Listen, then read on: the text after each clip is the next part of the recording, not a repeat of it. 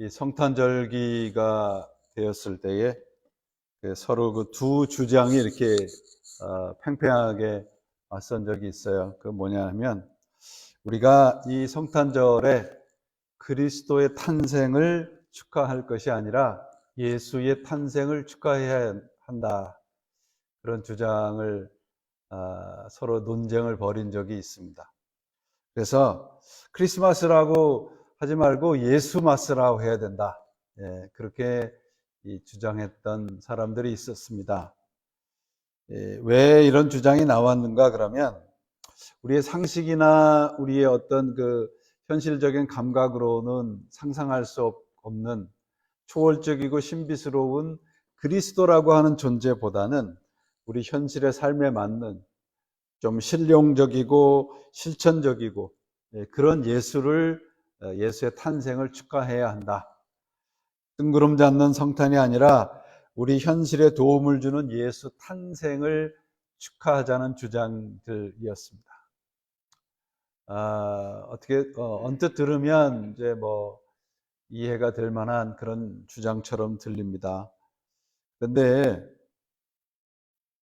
예수마스라 하느냐 크리스마스라 하느냐 그 중요한 거 아니잖아요.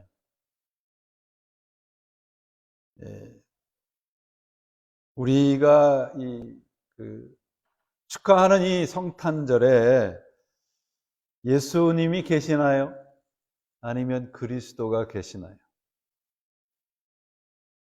우리는 예수님을 그리스도라고 믿지요.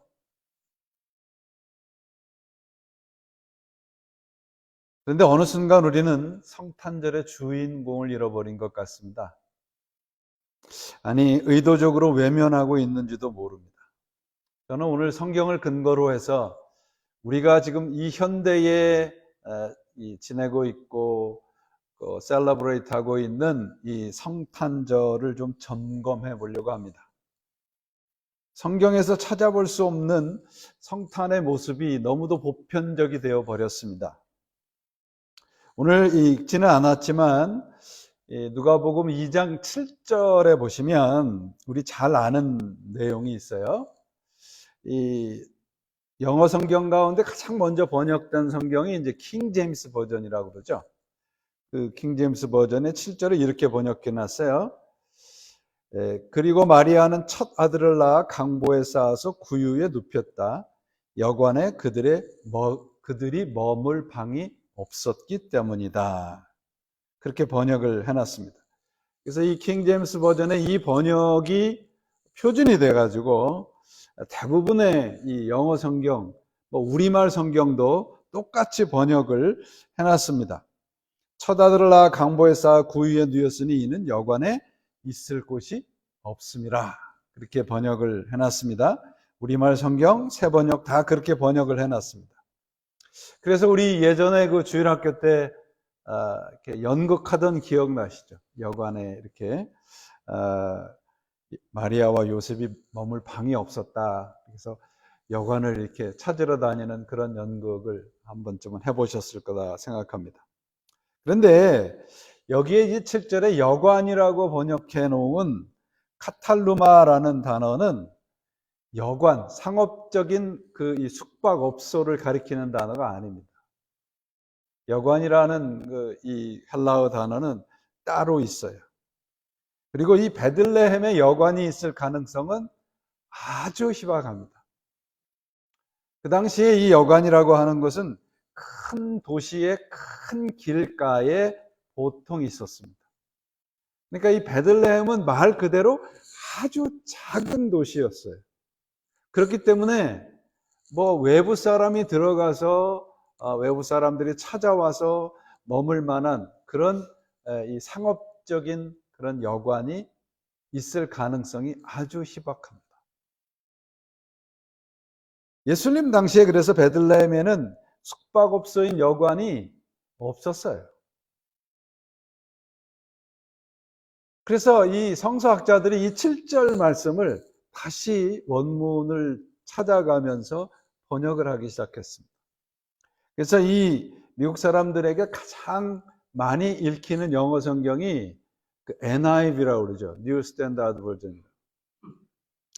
그것이 이제 1970년에 출판됐는데 그 당시에 이 1970년에 NIV도 뭐라고 번역을 해놨냐면 여관에 그들의 방이 없었기 때문이다. 똑같이 번역을 했습니다. 그런데 2005년에 원문에 가까운 New NIV가 나왔어요. 그걸 TNIV라고 하는데요.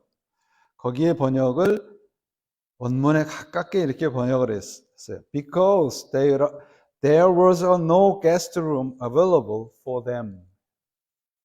그들을 위한 손님의 방이 없었기 때문이다라는 거예요. 이 차이는 굉장히 큽니다, 여러분. 그래서 이 시대에 가장 신뢰받는 성서학자인 톰 라이트이 7절을 이렇게 번역합니다. 정상적인 생활 공간에 마리아와 요셉을 위한 공간은 없었다. 그렇기 때문에 그들이 마구간에 예수님을 낳았다는 말이에요. 성경 한 구절의 이 잘못된 오역이 예수님 당시에 예수님이 태어날 당시에 그 모습을 전혀 다른 모습으로 만들어서 지금까지도 지키고 있단 말이죠. 그래서 이 교회나 뭐 성당이나 뭐 집에도 그런 이 팻말들을 붙여놓은 것을 보신 적이 있을 겁니다. Keep Christ in Christmas. 성경에 없는 성탄의 모습, 성경에 없는 예수 그리스도의 모습이 오늘날 성탄의 모습입니다. 예수님은 단 한 번도, 성경은 단 한 차례도 예수님의 탄생, 예수 자신의 탄생을 기념하고 축하하라는 말이 없습니다. 뭘 기념하고 축하하라고 돼 있어요? 예수님의 고난과 죽음을 기념하라고 돼 있어요. 우리 성만찬 할 때마다 하잖아요. 이건 내 몸이다. 이것은 내 피다. 마실 때마다 먹을 때마다 기념하라 하셨어요. 예수님께서 자신의 birthday, 생일을 축하하라고 한 적이 없습니다. 성경에는 이 생일 축하의 구절이 단 2번 나오는데 그것도 이방인들의 생일을 축하하는 구절이에요. 그래서 여러분, 오늘날 우리 이 성탄의 모습은 성경을 근거로 한 것 같은데 세상의 문화를 근거로 했단 말이죠.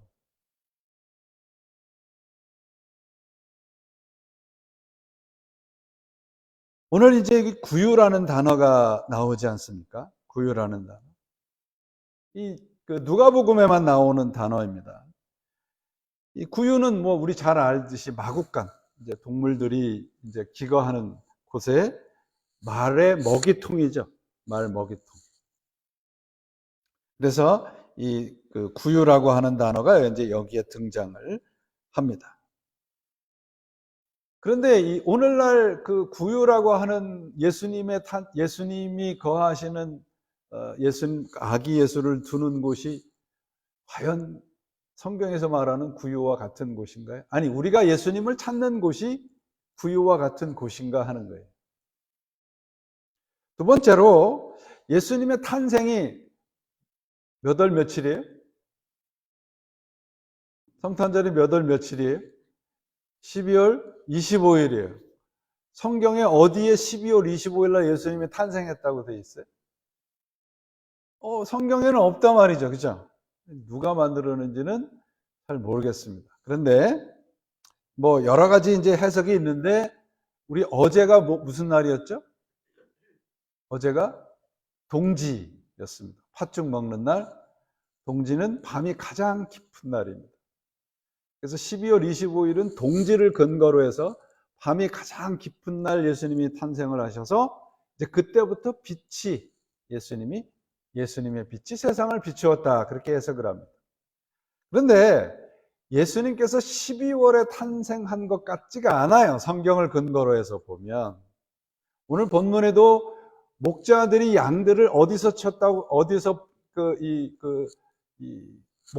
양들을 보호했다고 되어 있냐면 바깥에서예요. 야외에서. 그런데 10월 달이 지나서부터는 목자들이 양들을 야외에다가 내놓질 않습니다. 너무 추워서. 그러니까 12월에 예수님이 태어났다는 건 성경적인 해답이 없어요. 우리 이 크리스마스 때 되면은 제일 좋아하는 노래가 뭐 있습니까? 찬송가 말고. 뭐요? 흰 사이로. 저는 좀 이렇게 잘난 척 하느라고, I'm dreaming of white Christmas. 그, 그 팝송을 좋아했는데. 아니, 성경에 성탄절이 언제 눈이 오는 화이트 크리스마스라는 말이 성경에 어디 있습니까? 없단 말이죠. 예수님께서는 그리스도 자신의 탄생을 지키라는 말도 하지 않았어요. 예수님께서 우리들에게 말씀하신 것은 다시 오심을 기다리라고 하셨죠. 재림을 소망하고 기다려라. 그렇게 말씀을 하고 있는 것을 볼 수 있습니다. 그래서 우리 믿는 사람들이 좀 성경에 대한 올바른, 성탄에 대한 성경적인 근거를 올바로 가지고 있어야 돼요. 그래야 우리가 이 세상과 이렇게 다르게 세상의 이 성탄의 문화에 우리가 들떠 있지 않을 수 있단 말이에요. 그럼 성탄의 증거들은 뭐냐? 성경에 나온 구유, 말 먹이통, 그 다음에 강보, 아기를 쌓는 포대기, 그 다음에 거기 포대기 안에 있는 아기. 이게 성탄의 증거들이에요. 그리고 예수님이 태어난 곳이 어디라? 베들레헴이다. 그래서 오늘 성경을 근거로 해서 그걸 좀 우리가 한번 살펴보려고 그래요. 오늘 이 네 번째 주일이잖아요. 우리가 함께 예배드리는 이 루터란 교회는 다른 교단은 다 이게 이제 대림절에 4개 촛불을 켜잖아요. 근데 제가 일부러 여기 이제 보라색을 갖다 놨습니다. 다 네 번째 주일은 보라색 초를 켜거든요. 그 네 번째 주일날 보라색 이 초를 켜는 이유가 있어요. 저희 교단에서 제가 배운 예배학에서 배운 건 이 보라색은 하늘과 땅이 만나는 색깔입니다.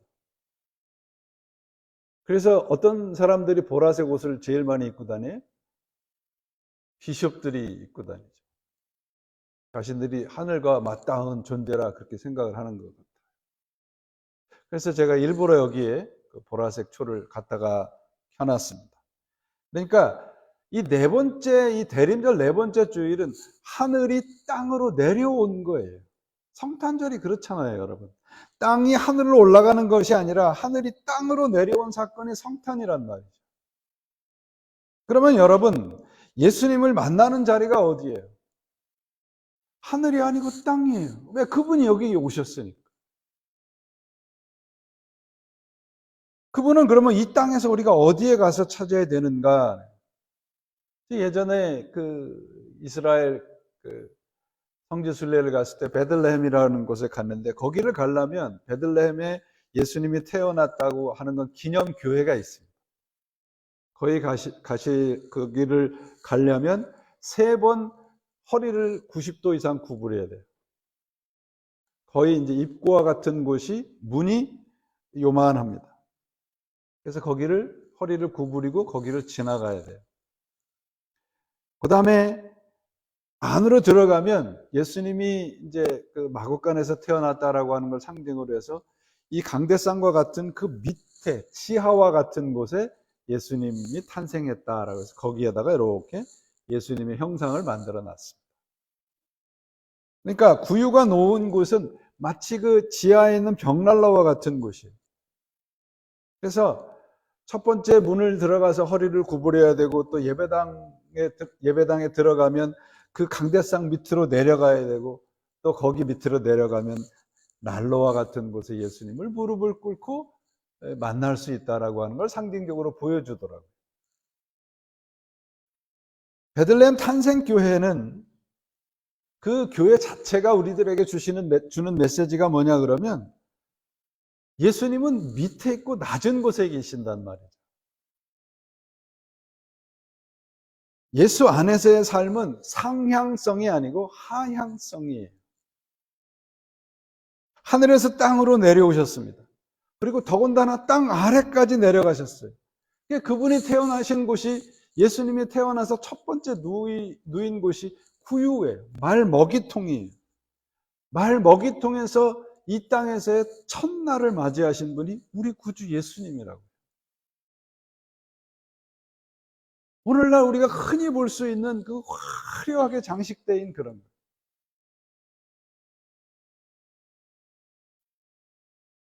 우리 모두는 올라가고 싶어 하고 높아지고 싶어 합니다. 그래서 예수님을 내가 올라가는데 어떤 뭔가 사다리로 생각을 해요. 기독교 하면 여러분 제일 먼저 떠오르는 상징이 십자가잖아요. 십자가와 더불어서 기독교를 상징하는 게 뭐냐 하면 오늘 본문에 나오는 거 구유와 포대기입니다. 구유는 가장 낮은 자리를 말하고 있어요. 그리고 포대기는 가장 연약한 것을 상징해요. 예수님이 포대기에 쌓여 있다라고 하는 거예요. 가장 연약한 모습으로 오셨다는 겁니다. 근데 오늘날 우리 예수를 믿는 사람들과 세상적인 사람, 세상에서 성공한 교회라고 하는 것들은 그 반대잖아요, 여러분. 교회는 큰 것과 강한 것을 추구하고 주님은 세상의 연약한 것에 자꾸 눈길을 던지고 계시는 이러한 아이러니가 오늘날 우리 기독교의 모습인 것 같습니다. 성경은 뭐라고 얘기를 하고 있어요? 구유와 포대기와 같은 곳에서 예수를 만날 수 있다는 거예요. 제가 오늘 광고에도 썼지만 저희가 성탄절 헌금 여러분들이 오늘 하는 것과 성탄절 날 또 하시는 분들 그것을 항상 우리가 불우한 곳에 보냅니다. 불우한 이웃들에게. 왜냐하면 예수님은 구유와 포대기와 같은 사람들을 위해서 오셨거든요. 성경을 대할 때마다, 복음서를 읽을 때마다 마태와 누가가 예수님의 탄생의 정황을 자세하게 기록해 놓은 것이 너무도 다행스러워요. 근데 조금 다르긴 합니다. 마태복음은 예수님을 유대인의 왕으로서 베들레헴에서 태어났다고 얘기를 하고 있고요. 누가복음은 목자의 이야기를 통해서 예수님의 탄생을 우리들에게 가르쳐 주고 있습니다. 그러면서 누가는 예수님이 말 구유에 놓여 있다는 것을 강조하고 있어요. 본문 누가복음 2장 1절부터 20절까지 세 번이나 구유에 놓인 아기를 보라라는 말씀을 강조하고 있어요. 그러니까 엉뚱한 데서 예수를 찾지 말라는 말이죠, 여러분. 그러면 여러분, 마태나 복음서가 예수님의 탄생을 얘기를 할 때 세 가지 공통적인 것이 나와요. 베들레헴, 구유, 포대기. 공통점이 뭔가요? 작고 연약하고 사람들이 주목하지 않는다는 거예요. 구유는 여러분 어떤 장소인가? 그러니까 마국간이라고. 여러분 우리는 마국간 그러면 이제 우리가 옛날 우리 그 시골집에 가면 집이 있고 동물들을 놓는 마국간이 있고 그렇게 따로 있는데, 제가 그 두 번째 이스라엘 가서 발견한 것은 이스라엘은 마국간 동물들이 있는 곳이 따로 없어요. 같은 집에 가장 구석진 곳에, 외진 곳에, 그러니까 방의 가장 외진 곳이 동물들을 두는 곳이에요. 그러니까 동물과 같이 살아요, 예전에는. 그러니까 같은 공간에서 사람과 동물이 산다는 말이죠, 여러분. 그러면 어떻겠어요, 여러분? 생각해 보세요. 그리고 소, 배설물 냄새가 나고 이런 것들이 좋겠습니까? 그러니까 점점 외진 곳에다가 이렇게 동물들을 놓게 되겠죠. 예수님이 바로 그런 곳에서 태어났다는 말이죠. 동물들의 똥과 오줌, 역겨움이 진동하는 그 더러운 곳에 놓여 있는 곳이 예수님께서 몸을 누인 구유예요.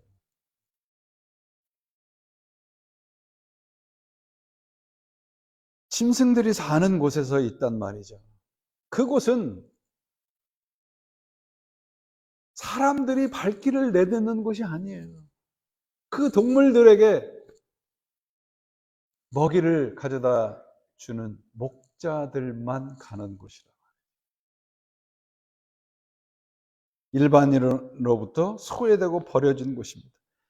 우리 주님께서는 그런 곳에서 태어나셨고요. 우리의 만인의 구세주가 되셨어요. 그러면 주님 앞에 쓸모 있는 사람들이 누굽니까? 여러분, 주님 앞에 쓸모 있는 사람들이 어떤 사람들인 줄 아십니까? 이 세상에서 별을 볼 일이 없는 사람, 별 볼 일 없는 사람들. 주님은 그런 분들을 위해서 자신의 목숨을 내어놓으셨다고요. 아기 예수님께서 그 연약한 처음으로 그의 몸을 누인 곳이 말 먹이통이었습니다. 그래서 예수님께서 뭐라고 말씀하세요? 나는 생명의 빵이다. 우리의 먹이로 오신 거예요. 우리의 생명의 먹이로.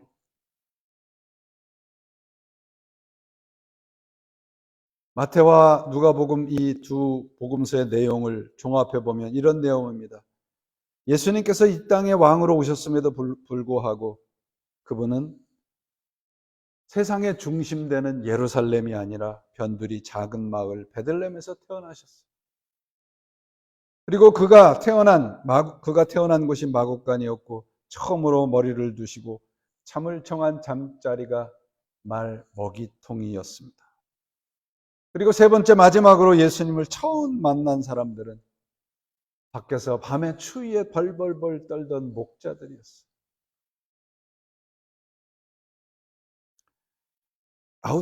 아웃사이더라는 말이죠. 여러분 어떠십니까? 오늘날 우리가 흔히 지금 우리 주위에서 볼 수 있는 성탄의 모습과 얼마나 달라요.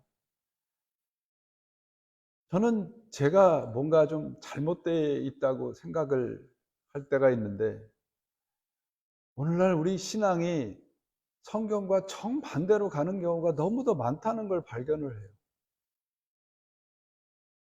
성탄이 대표적인 것입니다. 여러분 이 성탄은 세상의 문화가 아니에요. 기독교의 문화도 아니에요.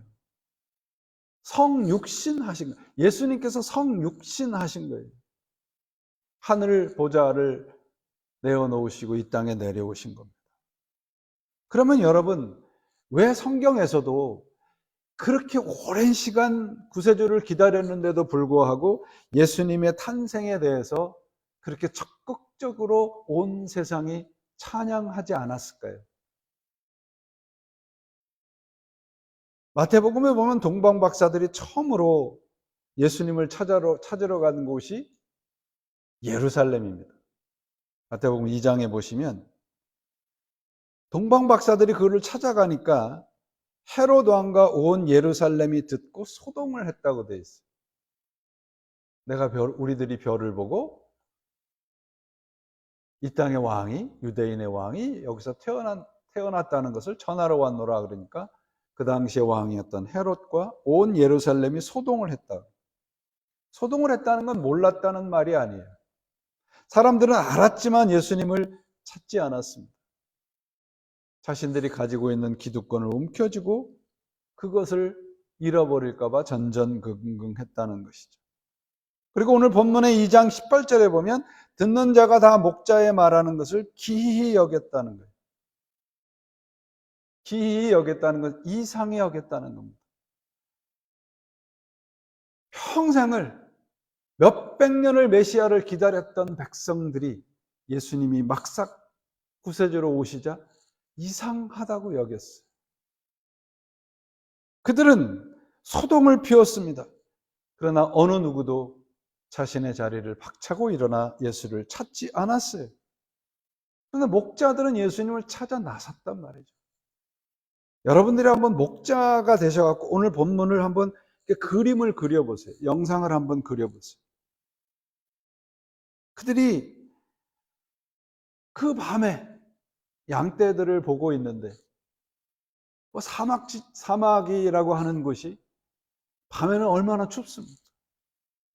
춥고 배고프고 냄새나고 있는 그 자리에서 오늘 본문에 보시면 하늘에서 천사들의 찬양이 들렸다고 되어 있어요. 얼마나 황홀했겠습니까? 여러분들이 한번 목자가 되셔서 그 자리에 현장에 있었다고 생각을 해보세요. 구세주가 오셨다는 놀라운 소식을 전해요. 그러니까 본문 15절에 그리고 나서 뭐라고 그래? 그들의 그 황홀한 하늘의 천사의 찬양 소리를 듣고 난 다음에 그 자리에 머물러 있지 않았어요. 15절에 이제 베들레헴에 가서 주께서 우리에게 알리신 바 이 이루어진 일을 보자. 빨리 가서 구유에 놓인 아기를 찾아서. 여러분, 예수님의 이름이 임마누엘이시잖아요. 임마누엘은 어디나 계신다는 말이에요. 그런데 임마누엘이라고 하는 것은 무소부재라는 말과 달라요. 무소부재란 예수님이 이 세상에 안 계신 곳이 없다는 뜻이에요.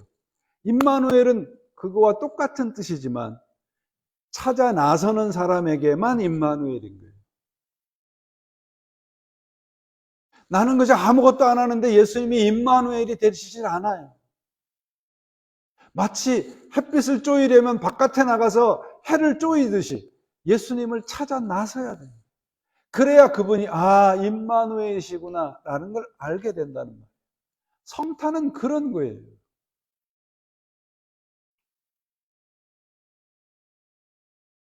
유대 땅 베들레헴이라고 하는 것, 예수님이 태어날 곳을 분명히 알았습니다. 성서학자들도 알았고 종교 지도자들도 알았고 유대의 모든 정치 지도자들도 백성들도 다 알았어요. 그런데 예수님이 오실 것이 어딘 줄 알면서도 찾아 나서지 않았습니다. 오늘 우리는 예수님을 어디서 찾고 있습니까? 그들이 왜 수천 년을 메시아를 기다렸음에도 불구하고 예수 그리스도 메시아를 찾아 나서지 않았을까요? 성경의 지식이 부족해서요? 기도와 헌신이 부족해서요? 그들의 신심이, 믿음이 부족해서요? 아닙니다. 자신들이 생각하는 메시아가 아니었어요. 자신들의 기대와 달리 구유에 놓인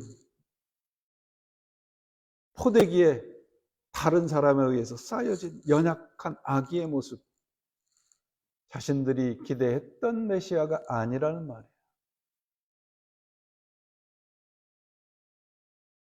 우리 많은 그리스도인들이 높은 곳과 성공과 형통의 자리에서 그들만의 메시아를 찾습니다.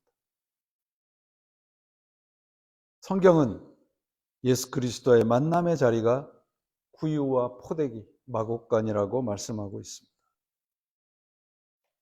우리의 기대와 생각에 우리 주님을 맞추게 되면 결국은 우리는 예수 없는 성탄을 즐기고 있고 예수 없는 곳에서 여전히 구세주를 찾게 되는 것입니다.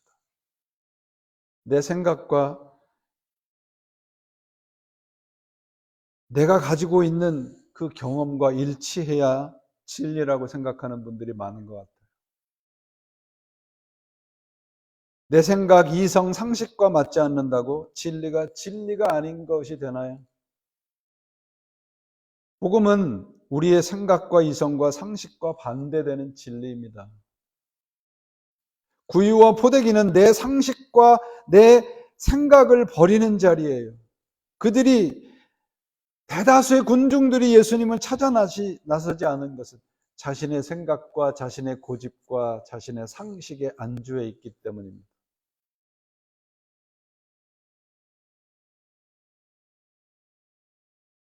예수님께서 12월 25일 날 태어났다는 것을 성경에서 우리는 찾을 수 없습니다. 그런데 왜 12월 25일을 성탄으로 즐기고 있는가? 예수님께서 세상의 참빛이라는 것이에요. 태양신이 참빛이 아니고 예수님이 참빛이라는 기독교의 세상을 향한 메시지가 12월 25일입니다. 크리스마스라고 하는 것은 세상적인 것에서 하늘의 것으로 모든 것이 바뀌는 거예요. 성탄은 하나님 중심으로 우리의 인생이 바뀌는 기회입니다. 그래서 목자들, 그들은 자신의 자리를 떨치고 일어나서 예수 그리스도를 찾아 나선 것이죠. 사랑하는 교우 여러분, 세상의 문화가 만들어 놓은 예수 탄생의 흔적들을 이제 벗겨내야 합니다. 왜냐하면 그 흔적들은 가짜이기 때문이에요. 예수 없는 성탄절, 이것이 현대 성탄의 모습은 아닌가요? 구유, 포대기, 아기, 아무도 주목하지 않는 곳에서 우리 주님께서 태어나셨습니다. 우리는 어디서 주님을 찾고 있나요? 아마도 세상은 이러한 메시아에게 실망해서 루돌프 산타를 만들고 화려한 조명이 반짝이는 트리를 만들고 마음에 드는 선물을 주고받는 것 같습니다. 그러나 그곳에는 예수님이 계시지 않습니다. 예수를 만난 사람들은 포대기에 쌓여 구유에 누인 아기를 찾아 나선 사람들 뿐입니다. 손님들을 위한 방을 내놓기를 거절한 사람들이 오늘날 현대 성탄의 문화를 만든 장본인은 아닐까요? 그래서 장사하는 장소 여관이라는 단어를 억지로 집어넣은 것 같아요. 지금도 만삭의 마리아와 그의 남편 요셉은 예수님을 해산할 곳을 찾아서 이리저리 추운 거리를 방황하고 있지는 않은가요? 우리 자신과 상관없는 상업적인 장소, 여관, 곧 그들의 잔치처럼, 그저 잔치처럼 즐기려는 사람들이 만들어 놓은 허상의 장소가 예수 그리스도가 태어난 곳이 아니에요. 성탄은 여러분, 우리 자신이 예수님을 품는 탄생의 시간이 되는 곳입니다. 2024년 성탄이 우리 자신의 성탄이 되시기를 바랍니다. 구유, 포대기, 이는 이런 것들을 품어야 하는 곳은 상업장소인 영화관과 같은 곳이 아니라 우리 각자예요. 우리 각자. 여러분, 거리를 다니시다 보면 집집마다 올해는 더 많은 것 같아요. 거대한 산타 형상을 한 풍선들이 너무너무 많이 진열되어 있어요. 그걸 보면서 저는 그런 생각이 들었어요. 이제는 조금 더 있으면 메리 크리스마스란 말도 지금 사용하지 말자 그러잖아요. 조금 있으면 산타마스, 선물마스, 그런 말들을 사용하게 되지 않을까. 구유와 포대기를 품은 우리 자신들이 주님을 위한 공간이 되어주는 이번 성탄이 되시기를 바랍니다. 구유와 포대기는 우리가 품어야 할 이웃들의 모습이기도 합니다. 그래야 진정한 성탄을 즐길 수 있습니다. 화려한 조명을 두른 트리도, 인자한 할아버지의 모습을 한 산타도, 각양각색의 선물 꾸러미도 성탄과는 아무 상관이 없습니다.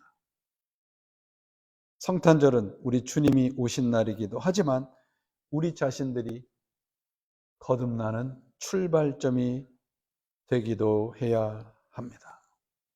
성탄절 이 대림절기가 되면 항상 생각나는 구상시인의 시가 있어요. 그 마지막 구절이 이렇게 돼요. 성탄을 70번 넘게 맞이하고도 나 자신이 거듭나지 않고는 누릴 수 없는 명절이요. 우리 모두 구유와 포대기의 모습으로 우리에게 오시는 예수님을 맞아들이는 빈 방이 되시기를 바랍니다. 그분을 맞아들이셔야 우리에게 하늘의 탄생이 임하는 거룩한 주님의 자녀가 됩니다. 2024년은 이런 주님을 우리 안에 모셔드리는 하늘의 복된 사람들로 이 성탄을 맞이하시기를 예수님의 이름으로 축원을 드립니다. 기도하시겠습니다. 하나님 아버지 감사합니다. 이 시간도 하나님께서 우리들에게 주신 말씀을 들었습니다. 예수 그리스도를 진정한 구세주로 고백하고 맞아들이고 항상 함께 동행하며 살아가는 성탄의 사람들로 살아가도록 도와주시옵소서. 저희들에게 버려야 할 것들이 많음에도 오늘도 그저 쑤셔받고 있는 저희들의 그 모든 것들을 내려놓고 주님을 위한 빈방을 마련하는 주의 사람들로 살아가도록 인도해 주시옵소서. 예수 그리스도의 이름으로 간절히 감사하며 기도합니다. 아멘.